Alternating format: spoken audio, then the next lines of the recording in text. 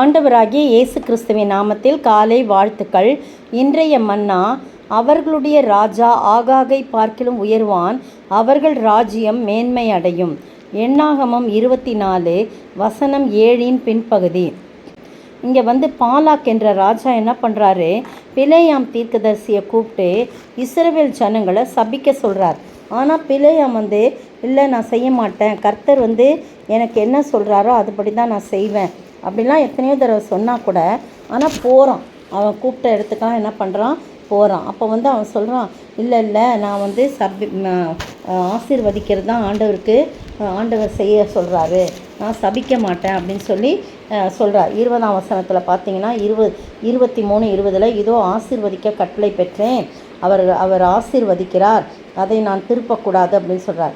உடனே அப்படி பேசிகிட்டே வந்தோடனே பாலாக் சொல்கிறாரு, நீ சபிக்கவும் வேணாம், ஆசீர்வதிக்க வேணாம், நீ இப்படி பண்ணிகிட்ருக்கேன்னு சொன்ன உடனே பிலேயாம் சொல்கிறாரு, பாலாக்கை பார்த்து, கர்த்தர் சொல்லுகிறபடியெல்லாம் செய்வேன் என்று உம்மோடே நான் சொல்லவில்லையா அப்படின்னு சொன்னோடனே, சரி வா, வேறு இடத்துக்கு போகலாம், அங்கேருந்து சபிக்கிறது தேவனுக்கு பிரியமாக இருக்கும் வான்னு சொல்லிட்டு அங்கேருந்து எஷிமோனுக்கு எதிராக இருக்கிற பேயூரின் கொடுமுடிக்கு அழைச்சிட்டு போகிறான்.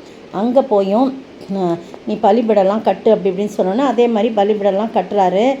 எல்லாம் பாலாக் செய்து ஒவ்வொரு பீடத்திலும் ஒவ்வொரு காளையும் ஒவ்வொரு ஆட்டுக்கடாவையும் பலியிட்டான்.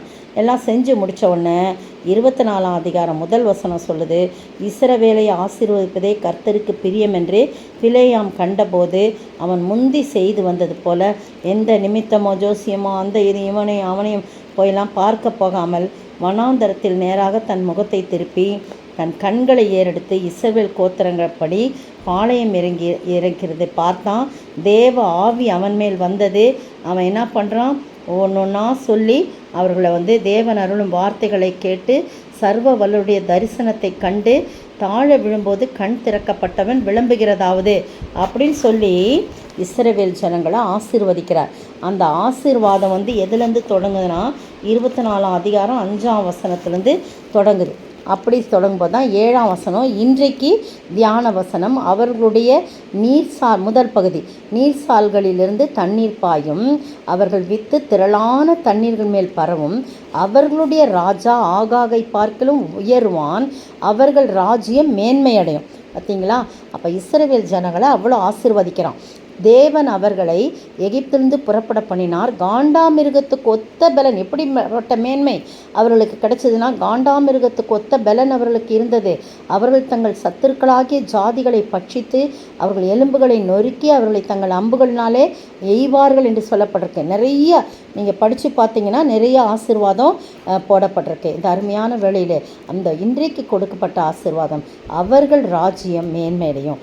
உங்களுடைய ராஜ்யம், நம்மை சுற்றி இருக்கிற பகுதிகளும் உங்கள் மூலமாக என் மூலமாக மேன்மையடைய வேண்டும் என்று சொன்னால், நாம் கர்த்தருக்கு மட்டும் மகிமையை செலுத்தி கர்த்தரை மட்டும் சார்ந்து கொள்ளும்போது நமக்காக ஆண்டவர் எத்தனை பேர் சபித்தாலும், எத்தனை பேர் சபிக்க முற்பட்டாலும், நம்மை நொறுக்க முற்பட்டாலும் ஆண்டவர் தம்முடைய தீர்க்கதரிசியை கொண்டு அவர்கள் வாயிலே வார்த்தைகளை போட்டு நம்மை மேன்மைப்படுத்துவார். அதனால் சிறுமைப்படுத்தப்படுறோமா?